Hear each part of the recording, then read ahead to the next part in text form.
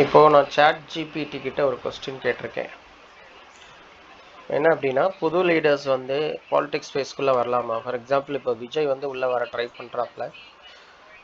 இதை வந்து DMK எதிர்க்கிறாங்க.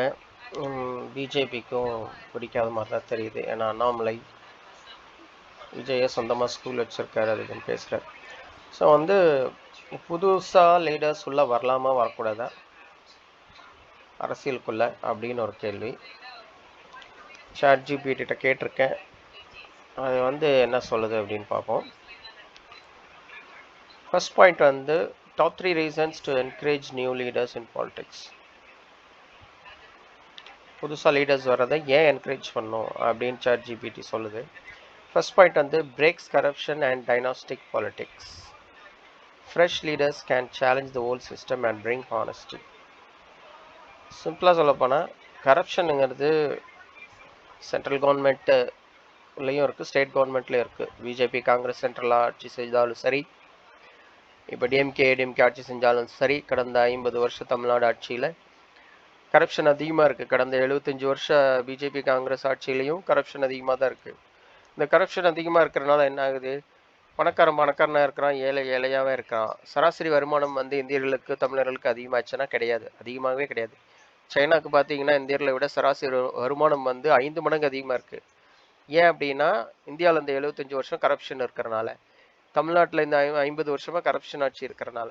So புது தலைவர்கள் வந்தால் இந்த கரப்ஷன் ஆட்சி மாறும். டைனாஸ்டிக் பாலிடிக்ஸ், அதாவது அப்பா சிஎம்மாக இருக்காரு, அதுக்கப்புறம் வந்து அவருடைய பையன் சிஎம் ஆகிறார். இது டைனாஸ்டிக் பாலிடிக்ஸ்.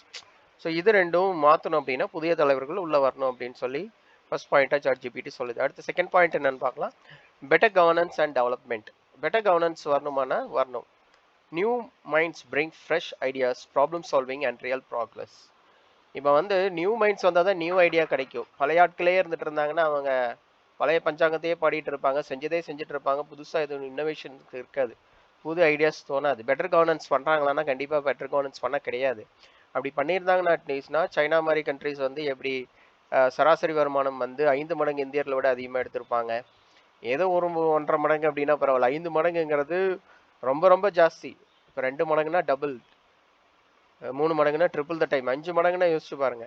அப்படின்னா பெட்டர் கவர்னன்ஸ் வந்து இந்தியாவில் நடக்கலேன்னு தான் அர்த்தம். இப்போ சைனா டெமோக்ரஸி இல்லை அப்படிங்கிற வாதம் வச்சிங்கன்னா நிறைய டெமோக்ராட்டிக் கண்ட்ரிஸ் வந்து கடந்த 50 வருஷத்தில் செமையாக வளர்ந்துருக்காங்க. அதுக்கு எக்ஸாம்பிள் வந்து பெஸ்ட் எக்ஸாம்பிள் வந்து சவுத் கொரியா, தாய்லாந்து, இதெல்லாம் எக்ஸாம்பிள். சவுத் கொரியா பார்த்தீங்கன்னா ரஃபா 1945 தான் அவங்க வந்து சுதந்திரம் இண்டிபெண்டன்ஸ் கிடைக்குது அவங்களுக்கு. நமக்கும் கிட்டத்தட்ட அந்த டைமில் தான் கிடைக்குது. அவங்களுடைய சராசரி வருமானம் பார்த்தீங்கன்னா நம்மளை விட ரொம்ப ஜாஸ்தி இருக்குது, ரொம்ப அதிகமாக இருக்குது. அப்போ ஏன் நம்மளால் பண்ண முடியல? நம்மளும் வளரும் நாடு தான், சவுத் கொரியாவும் வளரும் நாடு தான். ஸோ அப்போ எங்கே லேக்காக இருக்குது? நமக்கு பெட்டர் கவர்னன்ஸ் இல்லை, டெவலப்மெண்ட் இல்லை. ஸோ அது வரணும்னா புதிய தலைவர்கள் வரணும். பழைய ஆள் இருந்தால் அவங்களுக்குள்ளேயே அன்கோ போட்டுட்டு அவங்களுக்குள்ளேயே ரகசிய டீலிங் பண்ணிட்டு இவன் வந்து அவனுக்கு சப்போர்ட் பண்ணுவான், அவன் வந்தால் இவனுக்கு சப்போர்ட் பண்ணுவான், மறைமுகமாக இப்படியே ஏவும் பியும் ஆட்சி பண்ணிட்டு இருந்தா என்ன அர்த்தம்? பார்ட்டி 1 பார்ட்டி 2வே ஆட்சி பண்ணிட்டு இருந்தாங்கன்னா அவங்களுக்குள்ள அண்டர்ஸ்டாண்டிங் வச்சுட்டு கார்பரேட்டும் பணக்கார முதலைகள் ரிச்சஸ் 1% கூட அவங்க கூட சீக்ரெட் டீலிங் போட்டுட்டு அவங்க மட்டும் வளர்ந்துட்டு இருப்பாங்க. 99% மக்கள் வளர முடியாது, ஏழைகள் வளர முடியாது, நடுத்தர மக்கள் வளர முடியாது. இதுதான் நிதர்சனமான உண்மை. அடுத்து third point, keep democracy alive. More participation means politics isn't just for select few but for the people. இப்போ மொத்தமே 1-2 தலை, ஒரே ஒரு ஆள் சென்ட்ரல் கவர்மெண்ட் எடுத்துட்டோம்னா மோடி பிஜேபி மட்டும்தான். அவங்க நினச்சா என்ன வேணால் பண்ணுவாங்க. மோடி அமித்ஷா இவங்க 2 பேருக்கு கையில் என்டையர் நாட்டோட கண்ட்ரோல் கொடுத்துக்கிட்டிங்கன்னா அவங்க ஏதாவது தப்பு பண்ணாங்கன்னா என்டையர் நாட்டையுமே அது பாதிக்குது இல்லை? தவறான முடிவுகள். தப்புனா என்ன? தவறான முடிவுகள். டிமானிட்டைசேஷன் ஒரு தவறான முடிவு.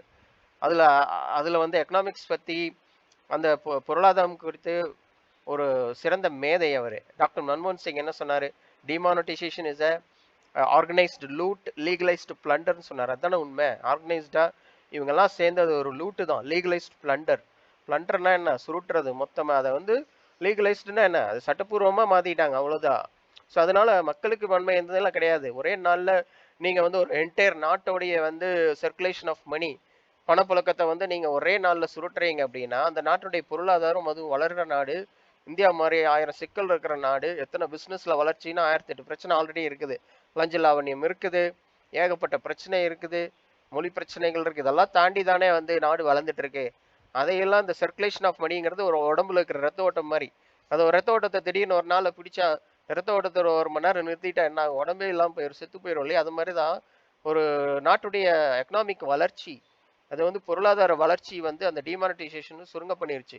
லட்சக்கணக்கான இளைஞர்கள் வந்து வேலை வாய்ப்பு இல்லாம தவிக்கிறாங்க. படிச்ச இளைஞர்கள். லட்சக்கணக்கான கம்பெனிஸ், ஸ்மால் ஸ்கேல் கம்பெனி வந்து அதனால மூடப்பட்டுருச்சு டிமானிட்டைசேஷனால. அதுக்கப்புறம் அதுவும் பத்தாதுன்னு அதுக்கு மேல ஹையர் ஜிஎஸ்டி ஜாஸ்தி பண்ணிட்டாங்க. அதுக்கு மேல தவறான முடிவுகள் நிறைய எடுக்கிறாங்க. பேங்கிங் சார்ஜஸ் நிறைய பண்ணிட்டாங்க.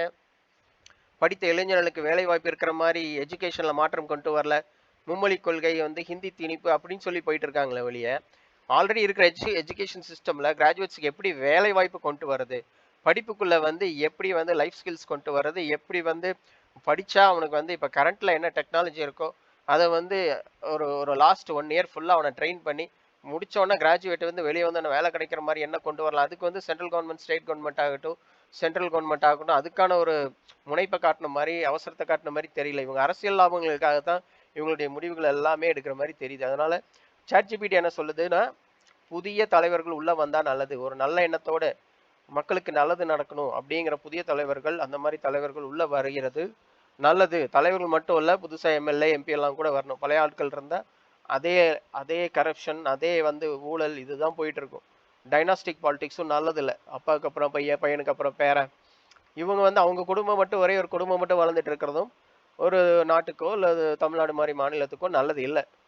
அது வந்து ஒரு சிலர் ரொம்ப ரேரா வந்து அப்பாவுக்கு அப்புறம் பையன் ரொம்ப நல்ல அரசியல்வாதியா இருக்கலாம். ஆனா எல்லாருமே நல்ல அப்படி டைனாஸ்டிக் பாலிடிக்ஸ்ல வர்றவங்க எல்லாருமே நல்லவங்களா இருப்பாங்களான்னா அது நம்ம அப்படி கரெக்டா சொல்ல முடியாது. ஸோ சாட் ஜிபிடி என்ன சொல்லுதுன்னா, புதுசா தலைவர்கள் வர்றது நல்லது அப்படின்னு சொல்லுது.